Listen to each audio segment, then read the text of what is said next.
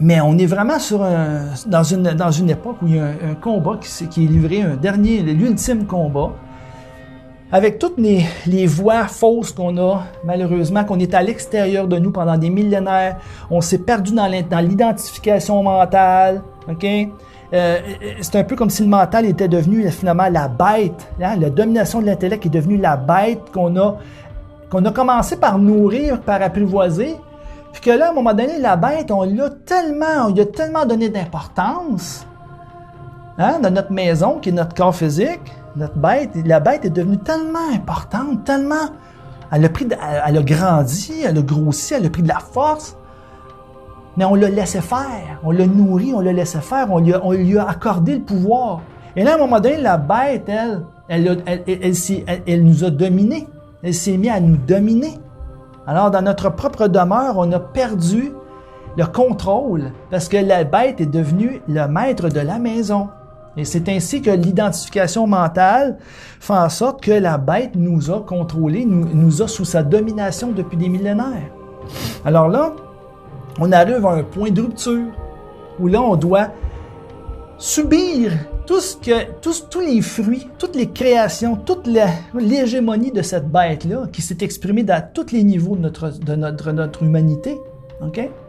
Et là, on est confronté au fruit ultime de cette domination-là. Et à travers cet événement-là, on est amené à une renaissance. Pour qui le veut?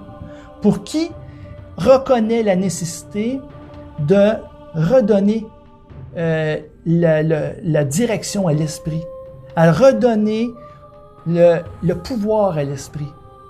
Et au moment où on choisit de faire ce flip intérieurement, ben, on cesse l'identification mentale et en donnant le pouvoir à l'esprit, ben, l'esprit est supérieur au mental. Okay? Le mental, il fait partie de la matière, il fait partie de ce qui est éphémère. L'être que nous sommes, l'esprit, est éternel, a la capacité de se relier à un potentiel infini. L'intellect ne fait pas le poids. Il ne fait pas le poids.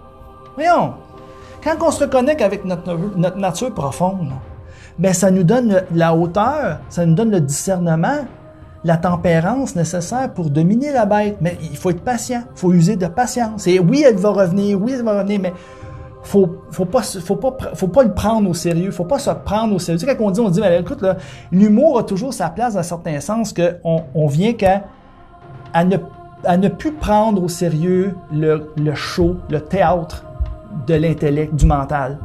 OK? Le gros show, là, puis qu'on s'identifie à ce gros spectacle-là, là, on est partie prenante du spectacle, puis on est rendu vraiment là, que là, on croit que c'est vraiment réel, bien, c'est là qu'est la domination du mental, comprenez-vous? À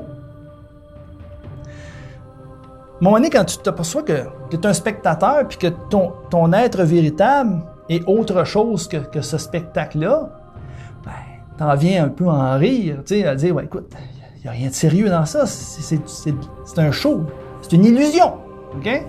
C'est l'illusion, le grand show, là, le grand show final que nous fait l'intellect, le mental, pour ne pas perdre sa suprématie, parce qu'il sent que sa fin est proche. Okay? Alors, c'est un peu comme une bête qui se sent traquée et qui sent que sa fin est proche. Elle va tout faire, elle va se débattre, elle va crier, elle va tout faire là, pour pas, même si c'est inévitable. Comprenez-vous? Parce qu'actuellement, l'intervention divine avec la nature fait en sorte que la bête pressent sa fin. Okay? Donc, en chacun de nous, actuellement, la bête lutte avec l'énergie du désespoir pour ne pas perdre son pouvoir. Okay? Donc ça, c'est à chacun de nous de décider de faire le flip intérieurement.